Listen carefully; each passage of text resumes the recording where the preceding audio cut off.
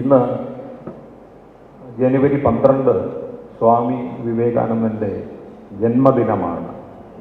സ്വാമി വിവേകാനന്ദൻ്റെ ജന്മദിനത്തിൽ നമുക്ക് ചെയ്യാൻ കഴിയുന്ന ഏറ്റവും വലിയ പുഷ്പാർച്ചനയാണ് നമ്മളിന്ന് ഇവിടെ ചെയ്യുന്നത്.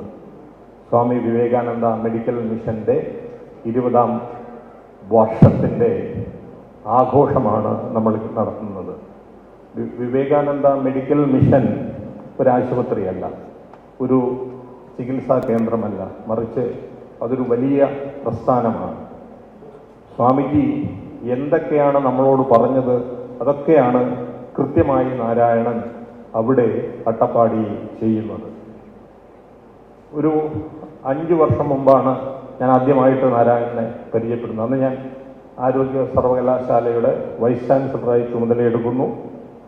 ആദ്യത്തെ പരിപാടി പാലക്കാട് ഈ മെഡിക്കൽ മിഷൻ്റെ പരിപാടിക്ക് വേണ്ടി നാരായണൻ എന്നോട് ആവശ്യപ്പെടുന്നു. പാലക്കാട് ചെന്ന് ഞാൻ ഉദ്ഘാടനം ചെയ്യുന്നു.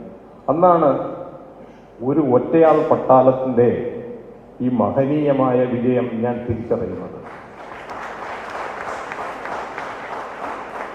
അട്ടപ്പാടി എനിക്ക് അപരിചിതമായ സ്ഥലമല്ല.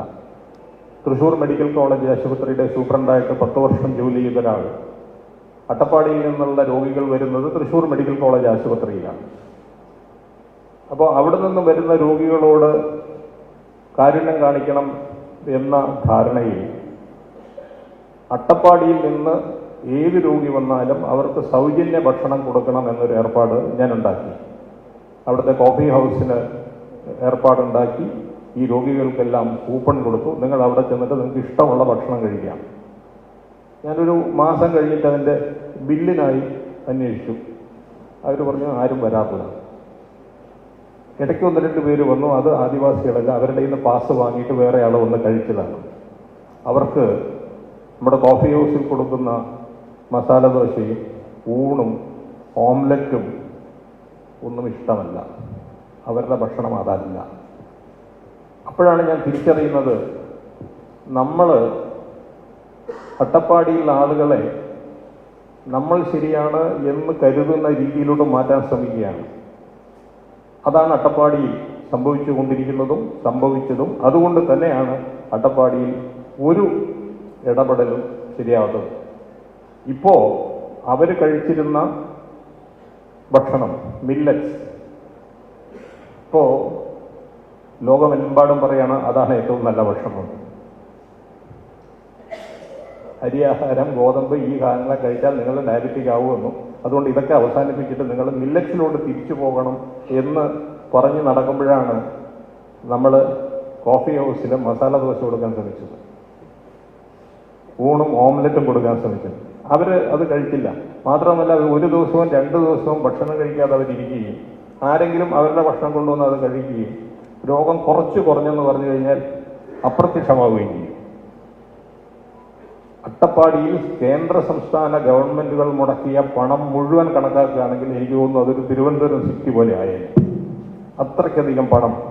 പക്ഷേ അതായിട്ടുണ്ട് അതിൽ ഇടപെട്ട ആളുകളുടെ വീടുകളിലൊക്കെ, അവരുടെയൊക്കെ പ്രസ്ഥാനങ്ങളിലൊക്കെ, അവിടെയൊക്കെ സിറ്റികൾ ഉണ്ടായിട്ടുണ്ടാകാം. പക്ഷെ അട്ടപ്പാടിയിലൊന്നും സംഭവിച്ചിട്ടില്ല. അങ്ങനെയുള്ളൊരു സ്ഥലത്താണ് നാരായണൻ എത്തുന്നത്. അതാണ് നാരായണന്റെ സവിശേഷത, ഡോക്ടർ നാരായണന്റെ സവിശേഷത. അട്ടപ്പാടിയിലെ ജനങ്ങളോട് ഒത്തുചേർന്ന് അവർക്ക് താല്പര്യമുള്ള രീതിയിൽ അവരെ കൊണ്ട് കാര്യങ്ങൾ ചെയ്യിപ്പിക്കുകയാണ്. നമ്മൾ പല കാര്യങ്ങളും വിചാരിക്കും നമ്മൾ ചെയ്യുന്ന പെർഫെക്റ്റാണ്. ആര് പറഞ്ഞു നമ്മൾ ഈ പറയുന്നതൊക്കെ ശരിയാണ്? അവരുടെ ജീവിതമുണ്ട്, അതവിടെ ശരിയാണ്. ആ ശരിയിലൂടെ പോവുകയാണ് നാരായണൻ അവരെ. ഇൻഫന്റ് മോർട്ടാലിറ്റി ഏറ്റവും മോശമായൊരു സ്ഥലമായിരുന്നു അട്ടപ്പാടി. ദിവസം പത്രത്തിൽ വരും കുഞ്ഞു മരിച്ചു. നാരായണൻ പോയതിനു ശേഷം ഇൻഫന്റ് മോർട്ടാലിറ്റി ഒരുപാട് കുറഞ്ഞിട്ടുണ്ട്, വളരെയധികം കുറഞ്ഞിട്ടുണ്ട്. അതാണ് ഇടപെടൽ എന്നുള്ളത്. ഒരു രസകരമായ ഒരു കാര്യം കൂടി ഞാൻ പറയാം. അട്ടപ്പാടിയിൽ ഞാനൊരു ഡോക്ടർമാരുടെ ഗ്രൂപ്പുമായിട്ട് അവിടെ ചെന്നു. അപ്പോൾ അവിടെ നല്ല ഗവൺമെൻറ്റിൻ്റെ ഒരു മികച്ച ആശുപത്രിയുണ്ട്. അപ്പോൾ അവർ പറഞ്ഞു ഒരു നല്ലൊരു അൾട്രാസൗണ്ട് മെഷീനുണ്ട്, ഇതുവരെ തുറന്നിട്ടില്ല. 25 ലക്ഷം രൂപ മുടക്കിയിട്ട് മെഷീൻ അവിടെ വെച്ചിട്ട് 2-3 വർഷമായിട്ട് അവിടെ ഇരിക്കുക. അപ്പോൾ റേഡിയോളജിസ്റ്റ് എന്ന നിലയിൽ ഞാൻ പറഞ്ഞു ഞാനൊന്നത് ഉപയോഗിച്ച് സ്കാൻ ചെയ്ത് നോക്കാമെന്ന് പറഞ്ഞു. അപ്പോൾ കുറേ നാളായി ഒരു സ്ത്രീയെ അവർ ഗർഭിണിയായിട്ട് ചികിത്സിച്ചുകൊണ്ടിരിക്കുകയാണ്. അപ്പോൾ ഗർഭിണിയെ ഒന്ന് പരിശോധിക്കണമെന്ന് പറഞ്ഞു. ഞാൻ സ്കാൻ ചെയ്തപ്പോൾ അവർ ഗർഭിണി പോലും അല്ലായിരുന്നു.